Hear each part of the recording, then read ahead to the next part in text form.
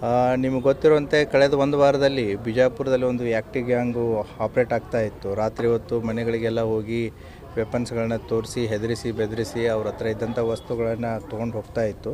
So 3 FIR ಆಗಿದೆ already ನಮ್ಮ ವಿಜಯಪುರ ಸಿಟಿಯಲ್ಲಿ. ಡಿಸೆಂಬರ್ 9ರಂದು 2 ಮತ್ತು ಮೊನ್ನೆ ಒಂದಾಗಿತ್ತು.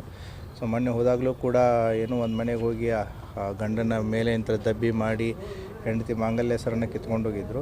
ಸೊ ಪೊಲೀಸರು ಲಾಸ್ಟ್ 1 ವೀಕಿಂದ ಎಲ್ಲ ಕಡೆಯಿಂದ ಆಪ್ರೇಟ್ ಮಾಡ್ತಾಯಿದ್ರು. ನಿನ್ನೆ ರಾತ್ರಿ ದಿನ ಕನಕದಾಸ ಬಡಾವಣೆ ಏನಿದೆ ಅಲ್ಲಿ ಸೈಟ್ ಆಗಿದ್ದಾರೆ. ಅಲ್ಲಿ ಇದ್ದಂಥ ಮನೆಯವರು ಅಟೆಂಪ್ಟಿಗೆ ಪ್ರಯತ್ನ ಮಾಡಿದ್ದಾರೆ. ಅವರು ಕೂಗಾಡಿದಾದಮೇಲೆ ಪೊಲೀಸರಿಗೆ ಇಂಟಿಮೇಟ್ ಮಾಡಿದಾದಮೇಲೆ ಅಲ್ಲಿಂದ ಅಪ್ಸ್ಕೊಂಡಾಗಿ ಹೋಗಿದ್ದಾರೆ. ಅಪ್ಸ್ಕೊಂಡಾಗಿ ದಾರಿ ಮಧ್ಯದಲ್ಲಿ ಒಂದು ಬೈಕನ್ನು ತೊಗೊಂಡು 4 ಜನ ಒಂದೇ ಬೈಕಲ್ಲಿ ಅಪ್ಸ್ಕೊಂಡಾಗ್ತಿರ್ಬೇಕಾದ್ರೆ ಪೊಲೀಸ್ನವರು ನೈಟ್ ರೌಂಡ್ಸಲ್ಲಿ ಇರೋದ್ರಿಂದ ಎಲ್ಲರೂ ಸೊ ಹೈವೇ ಮೇಲೆ ಅಪೋಸಿಟ್ ಡೈರೆಕ್ಷನ್ದಲ್ಲಿ ಸೈಟ್ ಆಗಿದ್ದಾರೆ.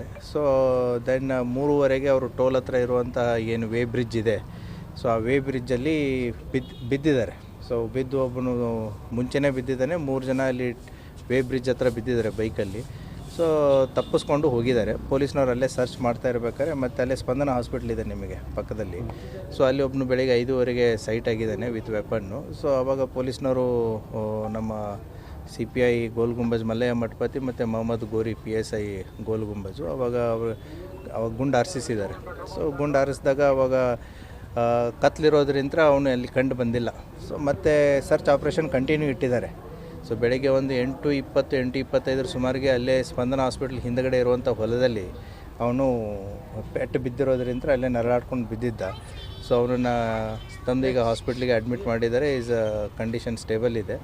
ಮತ್ತು ಏನಂತಂತಂದರೆ ಇನ್ನೂ ಇವನ ಜೊತೆಗೆ 3 ಜನ ಆರೋಪಿಗಳು ತಪ್ಪಿಸ್ಕೊಂಡಿದ್ದಾರೆ. ಇವನ ಹೆಸರು ಏನು ಮಧ್ಯಪ್ರದೇಶದವನು, ಧಾರ್ ಜಿಲ್ಲೆಯವನು, ಮಹೇಶ್ ಅಂತ ಹೇಳಿ. ಸೊ ಇನ್ನೂ ಹೆಚ್ಚಿನ ಮಾಹಿತಿಯನ್ನು ಪೊಲೀಸರು ತಗೋತಾ ಇದ್ದಾರೆ. ತನಿಖೆ ಮುಂದುವರಿತಾ ಇದೆ.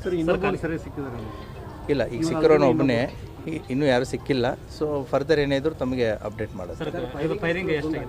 ಒಟ್ಟು 5 ಗುಂಡುಗಳನ್ನ ಹಾರಿಸಿದ್ದಾರೆ. ಸೊ ಈಗ ಅದೇ ಡಾಕ್ಟರ್ ಚೆಕ್ ಮಾಡ್ತಾ ಇದ್ದಾರೆ. ಎಕ್ಸ್ರೇ ಅದು ಮಾಡಿ ಚೆಕ್ ಮಾಡ್ತಾರೆ. Thank you.